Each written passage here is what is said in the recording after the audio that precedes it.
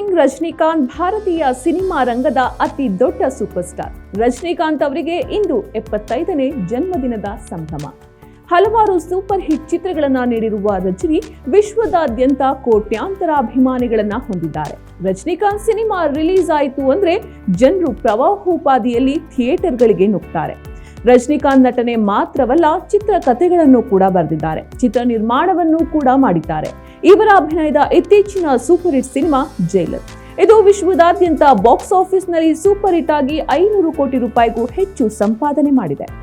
ರಜನಿಕಾಂತ್ ಅವರನ್ನ ಅಭಿಮಾನಿಗಳು ಪ್ರೀತಿಯಿಂದ ತಲೈವಾರ್ ಅಂತ ಕರೀತಾರೆ. ಅವರ ಆಕ್ಷನ್ ಸೀಕ್ವೆನ್ಸ್ಗಳು ಮತ್ತು ವಿಭಿನ್ನ ಮ್ಯಾನರಿಸಂ ವೀಕ್ಷಕರನ್ನ ಹುಚ್ಚೆಬ್ಬಿಸುತ್ತೆ. ತಮಿಳು, ಹಿಂದಿ, ತೆಲುಗು, ಕನ್ನಡ, ಬೆಂಗಾಳಿ ಮತ್ತು ಮಲಯಾಳಂ ಭಾಷೆಗಳಲ್ಲಿ 170 ಸಿನಿಮಾಗಳಲ್ಲಿ ರಜನಿಕಾಂತ್ ಅಭಿನಯಿಸಿದ್ದಾರೆ. ಪದ್ಮಭೂಷಣ, ಪದ್ಮವಿಭೂಷಣ ಪ್ರಶಸ್ತಿಗೂ ಇವರು ಪಾತ್ರರಾಗಿದ್ದಾರೆ. ದೇಶದ ಸಿನಿಮಾ ರಂಗದ ಅತ್ಯುನ್ನತ ಪ್ರಶಸ್ತಿಯಾದ ದಾದಾ ಸಾಹೇಬ್ ಫಾಲ್ಕೆ ಪುರಸ್ಕೃತರು ಇವರು. ಬನ್ನಿ ತಲೈವಾ ಬಗ್ಗೆ ಅಪರೂಪದ ಸಂಗತಿಗಳನ್ನ ತಿಳಿದುಕೊಳ್ಳೋಣ. ರಜನಿಕಾಂತ್ ಅವರ ಮೂಲ ಹೆಸರು ಶಿವಾಜಿರಾವ್ ಗಾಯಕ್ವಾಡ್. ಇವರ ಮಾತೃಭಾಷೆ ಮರಾಠಿ. ಹುಟ್ಟಿದ್ದು ಮಹಾರಾಷ್ಟ್ರದಲ್ಲಿ 1950ರ ಡಿಸೆಂಬರ್ 12ರಂದು.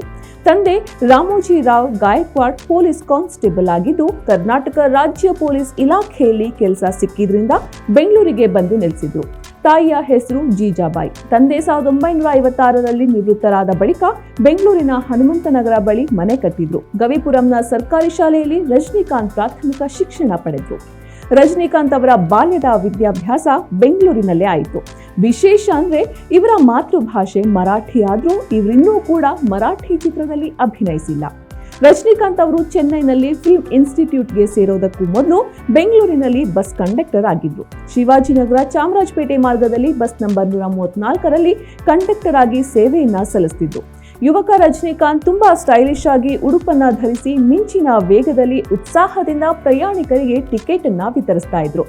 ನಾಟಕಗಳಲ್ಲಿ ಅಭಿನಯ ಮಾಡ್ತಾ ಇದ್ದ ರಜನಿಕಾಂತ್ ಅವರಿಗೆ ಸ್ನೇಹಿತ ರಾಜ್ ಬಹದ್ದೂರ್ ಅವರು ಮದ್ರಾಸ್ ಫಿಲ್ಮ್ ಇನ್ಸ್ಟಿಟ್ಯೂಟ್ ಸೇರಿ ಅಭಿನಯ ಕೋರ್ಸ್ ಅನ್ನ ಕಲಿಯೋದಕ್ಕೆ ಪ್ರೋತ್ಸಾಹಿಸಿದ್ರು. ಅಲ್ಲಿ ತಮಿಳು ಚಿತ್ರಗಳ ನಿರ್ದೇಶಕ ಕೆ ಬಾಲಚಂದರ್ ಕಣ್ಣಿಗೆ ರಜನಿಕಾಂತ್ ಬಿದ್ರು. ತಮಿಳು ಕಲಿಯಲು ಅವರೇ ಕೂಡ ಸಲಹೆ ನೀಡಿದ್ರು. ಅದಾಗಲೇ ತಮಿಳಿನಲ್ಲಿ ಶಿವಾಜಿ ಗಣೇಶನ್ ಖ್ಯಾತಿಯಾಗಿದ್ರಿಂದ ಕೆ ಬಾಲಚಂದರ್ ಅವರು ಶಿವಾಜಿರಾವ್ ಗಾಯಕ್ವಾಡ್ಗೆ ರಜನಿಕಾಂತ್ ಅಂತ ಹೆಸರಿಟ್ರು. ಅಪೂರ್ವ ರಾಗಂಗಳ್ ರಜನಿಕಾಂತ್ ಅಭಿನಯಿಸಿದ ಮೊದಲ ತಮಿಳು ಸಿನಿಮಾ. ಬಾಲಿವುಡ್ನ 11 ಸಿನಿಮಾಗಳಲ್ಲಿ ರಜನಿಕಾಂತ್ ಹೀರೋ ಆಗಿ ಅಭಿನಯಿಸಿದ್ದಾರೆ. ಅವುಗಳೆಲ್ಲವೂ ಕೂಡ ಸೂಪರ್ ಹಿಟ್ ಸಿನಿಮಾಗಳಾಗಿವೆ. ರಜನಿಕಾಂತ್ ಅವರು ಸಿನಿಮಾ ನಟನೆ ಶುರು ಮಾಡಿದ 4 ವರ್ಷಗಳಲ್ಲಿ 50 ಚಿತ್ರಗಳನ್ನ ಪೂರೈಸಿದ್ರು. ಇದು ಇವರ ಸ್ಪೀಡ್ ಹೇಗಿತ್ತು ಅಂತ ತೋರಿಸುತ್ತೆ. ಸಾಹಸ ದೃಶ್ಯಗಳಲ್ಲೂ ಕೂಡ ರಜನಿಕಾಂತ್ ಅವರು ಡ್ಯೂಪ್ ಬಳಸದೆ ತಾವೇ ಭಾಗವಹಿಸ್ತಾ ಇದ್ರು. ಮುರಾತ್ ಕಾಲೈ ಎಂಬ ತಮಿಳು ಸಿನಿಮಾದಲ್ಲಿ ಚಲಿಸ್ತಾ ಇರುವ ರೈಲಿನಲ್ಲಿ ಹೊಡೆದಾಟದ ಸಾಹಸ ದೃಶ್ಯದಲ್ಲಿ ರಜನಿಕಾಂತ್ ಸಾಹಸ ಅಭಿನಯ ಆ ಕಾಲದಲ್ಲಿ ಭಾರಿ ಸದ್ದು ಮಾಡಿತ್ತು.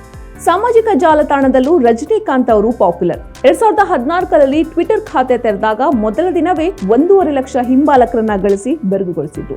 75ರ ಈ ವಯಸ್ಸಿನಲ್ಲೂ ಭಾರತದಲ್ಲಿ ಅತಿ ಹೆಚ್ಚು ಸಂಭಾವನೆ ಪಡೆಯುವ ಪ್ರಮುಖ ನಟರಲ್ಲಿ ರಜನಿಕಾಂತ್ ಕೂಡ ಒಬ್ರು. ವರದಿಗಳ ಪ್ರಕಾರ ಜೈಲರ್ ಚಿತ್ರಕ್ಕಾಗಿ ಇವರು ಪಡೆದ ಸಂಭಾವನೆ 125 ಕೋಟಿ ರೂಪಾಯಿ. ಭಾರತ ಮಾತ್ರವಲ್ಲ, ಜಪಾನ್ ಮತ್ತು ಚೀನಾದಲ್ಲಿ ಇವರು ಫೇಮಸ್. ಇವರ ಮುತ್ತು ಚಿತ್ರ ಜಪಾನ್ನಲ್ಲಿ ಸೂಪರ್ ಹಿಟ್ ಆಗಿತ್ತು. ಶಿವಾಜಿ ಚಿತ್ರ ಜಪಾನ್ ಮತ್ತು ಚೀನಾದಲ್ಲಿ ಭಾರಿ ಸಂಪಾದನೆ ಕೂಡ ಮಾಡಿತು. ಇಷ್ಟೆಲ್ಲ ಖ್ಯಾತಿಯ ನಡುವೆಯೂ ರಜನಿಕಾಂತ್ ಅವರದ್ದು ಅತ್ಯಂತ ಸರಳ ವ್ಯಕ್ತಿತ್ವ. ಜನಸಾಮಾನ್ಯರೊಂದಿಗೆ ಪ್ರೀತಿಯಿಂದ ಬೆರೀತಾರೆ. ಇವರು ಕೆಲವೊಮ್ಮೆ ಇದ್ದಕ್ಕಿದ್ದಂತೆ ಸರಳ ಉಡುಗೆ ಧರಿಸಿ ತೀರ್ಥ ಕ್ಷೇತ್ರಗಳಿಗೆ ಹೊರಟುಬಿಡ್ತಾರೆ. ಜನ ಗುರುತೆ ಹಿಡಿಯದಷ್ಟು ಸರಳವಾಗಿ ಸನ್ಯಾಸಿಯಂತೆ ಇದ್ದು ಮನಃಶಾಂತಿ ಪಡೆದು ವಾಪಸ್ ಆಗ್ತಾರೆ. ಕಿಡ್ನಿ ಡಯಾಲಿಸಿಸ್ ವಿಫಲವಾದಾಗ ತೀವ್ರ ಅನಾರೋಗ್ಯಕ್ಕೀಡಾಗಿದ್ದ ರಜನಿಕಾಂತ್ ಅವರು ಸಿಂಗಾಪುರಕ್ಕೆ ತೆರಳಿ ವಿಶೇಷ ಚಿಕಿತ್ಸೆ ಪಡೆದು ಗುಣಮುಖರಾಗಿದ್ರು. ಅಂದಹಾಗೆ ರಜನಿಕಾಂತ್ ಪಕ್ಕಾ ಫ್ಯಾಮಿಲಿ ಮ್ಯಾನ್, ಕುಟುಂಬ ಜೀವಿ. ಇವರ ಪತ್ನಿ ಲತಾ ರಂಗಾಚಾರಿ, ಮಕ್ಕಳು ಐಶ್ವರ್ಯ ಮತ್ತು ಸೌಂದರ್ಯ. ಇವರು ಕೂಡ ಸಿನಿಮಾದೊಂದಿಗೆ ನಂಟು ಹೊಂದಿದ್ದಾರೆ. ರಜನಿಕಾಂತ್ ಅವರೀಗ ಕೂಲಿ ಚಿತ್ರದ ಚಿತ್ರೀಕರಣದಲ್ಲಿ ತೊಡಗಿದ್ದಾರೆ. ಜೈಲರ್ 2ಗೆ ಭೂಮಿಕೆ ಸಿದ್ಧವಾಗ್ತಾ ಇದೆ. ಈ ನಡುವೆ ಮಣಿರತ್ನಂ ಮತ್ತು ರಜನಿಕಾಂತ್ ಸುಮಾರು 34 ವರ್ಷಗಳ ಬಳಿಕ ಮತ್ತೆ ಒಂದಾಗಿ ವಿಭಿನ್ನ ಚಿತ್ರ ನಿರ್ಮಿಸುವ ಸಾಧ್ಯತೆ ಕೂಡ ಕಾಣಿಸ್ತಾ ಇದೆ. Anyways, Rajini sir, wish you a very happy birthday.